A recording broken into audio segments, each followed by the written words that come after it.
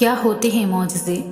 معجزے جو ناممکن کو ممکن بنا دیتے ہیں وہ ہوتے ہیں معجزے۔ کب ہوتے ہیں معجزے؟ جب ہر امید ختم ہونے کے باوجود بھی انسان اپنے رب کی قدرت پر یقین رکھتا ہے، تب ہوتے ہیں معجزے۔ کن کے لیے ہوتے ہیں معجزے؟ تمہارے لیے ہوتے ہیں معجزے، ہم سب کے لیے ہوتے ہیں معجزے۔ معاملات جتنے بھی خراب ہو چکے ہیں، مشکلیں جتنی بھی بڑی نظر آ رہی ہیں، آپ کے رب کی قدرت سے باہر نہیں ہے کچھ بھی۔ جب پیاس کی شدت عروج پر تھی تبھی زمزم کا معجزہ ہوا تھا۔ تکلیف کا بڑھنا اس بات کی دلیل ہے کہ آسانی اور سکون بہت قریب ہے۔ دعا نہ چھوڑو، یقین نہ چھوڑو، معجزے ہوتے ہیں، معجزے ہوں گے۔ جو آنسو تم رات کی تاریکی میں خاموشی سے بہا رہے ہو، جو تکلیف تمہارے دل کو بے قرار کیے ہوئے ہے، وہ رب سب سے واقف ہے۔ ایک ماں تمہیں روتا ہوا نہیں دیکھ سکتی تو وہ تو 70 ماؤں سے زیادہ پیار کرتا ہے، کیسے دیکھ سکتا ہے؟ تمہارے لیے معجزے ہوں گے، اپنے معجزے پر یقین رکھو، اس کا کن تمہاری تمام تکلیفوں کو مٹا دے گا۔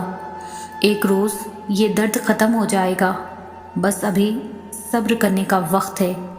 تم صبر کرو، وہ انجان نہیں ہے تمہاری سسکیوں سے۔ بس تھوڑا صبر اور تم دیکھو گے اپنے نصیب کا بدلتا ہوا پہلو۔ تاریک رات کے بعد کا سورج تم دیکھو گے، اور وہ وقت بہت قریب ہے۔ توکل کرو، جیسے نوح علیہ السلام نے دوران سیلاب کیا، جیسے ابراہیم علیہ السلام نے دھکتی ہوئی آگ میں کیا، جیسے موسیٰ علیہ السلام نے سمندر پر چلتے ہوئے کیا، جیسے یوسف علیہ السلام نے اندھے کنویں میں کیا، جیسے یونس علیہ السلام نے مچھلی کے پیٹ میں کیا، جیسے ایوب علیہ السلام نے بیماری میں کیا، جیسے ہاجرہ نے تپتے ہوئے صحرا میں کیا، جیسے زکریا نے اپنی بیوی کے بانجھ ہونے کے باوجود اولاد کی دعا کرتے ہوئے کیا۔ بس یقین رکھو، اندھا یقین، پھر دیکھو کیسے مقدر بدلتے ہیں، کیسے آزمائشوں کے پہاڑ ریزہ ریزہ ہوتے ہیں، کیسے معجزوں کے دروازے کھلتے ہیں۔ تہجد تو معجزوں کا ایسا آسمانی دروازہ ہے جس سے گزر کر دنیا کے سارے دروازے کھل جاتے ہیں، جس سے گزر کر درد کے مارے اللہ تک پہنچ جاتے ہیں اور ٹوٹے ہوئے دل ہمیشہ کے لیے جڑ جاتے ہیں۔ تمہارے پاس بہت قیمتی چیز ہے، پتہ ہے؟ تمہیں پتہ ہے تمہارے پاس ایک بہت قیمتی چیز ہے جو بہت کم لوگوں کے پاس ہی ہوتی ہے۔ اللہ وہ چیز بس انہیں دیتا ہے جنہیں پسند کرتا ہے اور اپنے قریب کرنا چاہتا ہے۔ پتہ ہے وہ کیا ہے؟ دوسروں کی تکلیف کا احساس، دعا کی توفیق، دعاؤں کا جواب نہ ملنے کے بعد یقین اور صبر، یہ بہت خاص چیزیں ہیں۔ اگر تمہارے پاس ان میں سے کوئی ایک چیز بھی ہو تو تم بہت امیر ہو، اللہ کے پسندیدہ ہو۔ اگر یہ نہیں تو تم خالی ہو۔ میں نہیں جانتی میرا نصیب مجھے کہاں لے جائے گا۔ زندگی مختصر ہے، نہ جانے کب یہ سفر ختم ہو جائے گا۔ دل کو محبت سے منور کرنے والا تو ہی ہے، مجھے خبر ہے کہ تو ہی بس اسے بہلائے گا۔ یہ آزمائش ہے اگر تو مجھے ہمت دے پورا اترنے کی، اور اگر یہ تیری محبت کا امتحان ہے تو مجھے اتنا صبر دے کہ میں اس محبت کی لاج رکھ سکوں۔ تیری مصلحتیں تو مجھے سمجھ نہیں آتی اللہ، مگر میرا دل تیرے فیصلوں پر یقین رکھے ہوئے ہے، تیری بندی تیرے معجزوں پر ایمان رکھے ہوئے ہے۔ سنو، وہ تمہیں بے حساب دینے کے لیے آزما رہا ہے۔ وہ تم سے اتنی محبت کرتا ہے کہ اگر تمہیں اس کی قدر معلوم ہو جائے تو تمہارا جوڑ علیحدہ ہو جائے گا اس محبت، اس احساس محبت سے۔ بس تم ایک کام کر لو کہ راضی ہو جاؤ اس کے فیصلوں پر، اس کی مصلحتوں پر، جھک جاؤ اس کی رضا کے آگے، کیونکہ جو جھک نہ سکا وہ پا نہ سکا۔ جانتے ہو اللہ تمہیں بے بسی کے مقام پر کیوں لایا ہے؟ تاکہ تم اللہ سے رجوع کرو اور یقین سے مانگو۔ جب تم دعاؤں پر یقین کرنا سیکھ جاؤ گے تو ہر چیز جو تمہیں ابھی تک ناممکن لگ رہی ہے وقوع پذیر ہونے لگے گی۔ جو چیز نصیب میں نہیں ہے وہ بھی تم پالو گے۔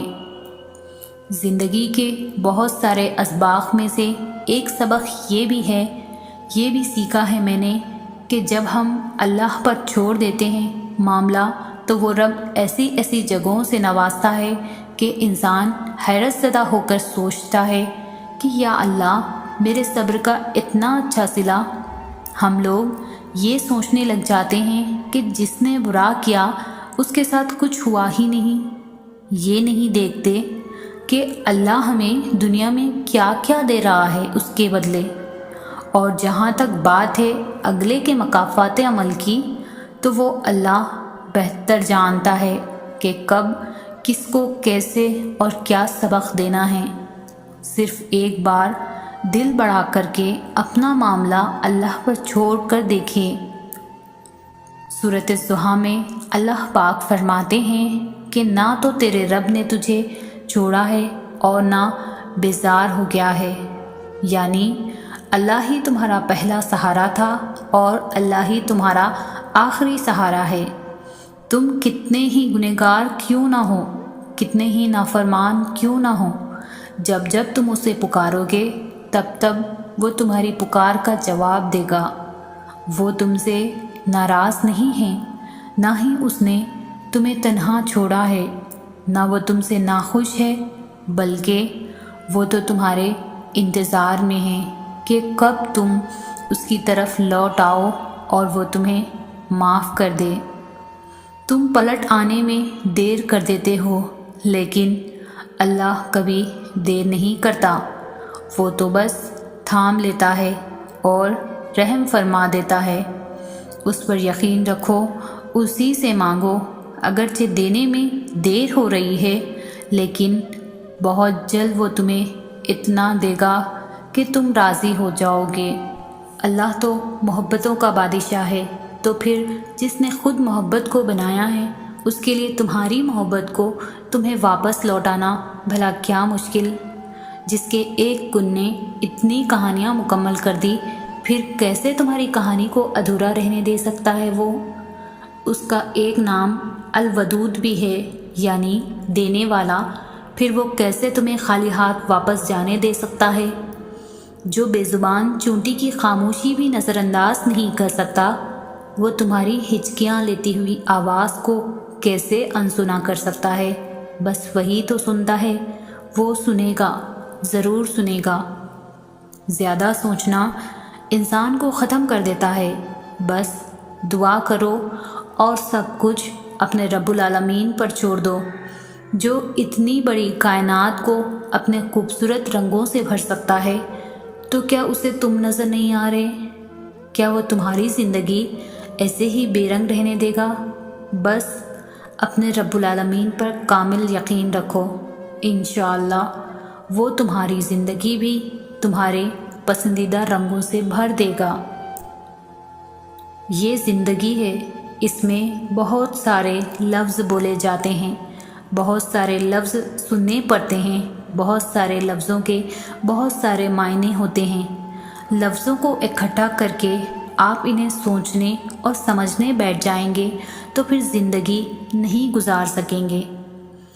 اپنی تقدیر کا ہر فیصلہ اللہ کے ہاتھ میں دے دو، اس سے دعا تو کرو مگر ضد نہیں، کیونکہ جب تم اپنی زندگی کا ہر فیصلہ اللہ پر چھوڑ دیتے ہو نا، اللہ بھی وہی کرتا ہے جو تمہارے حق میں بہتر ہوتا ہے۔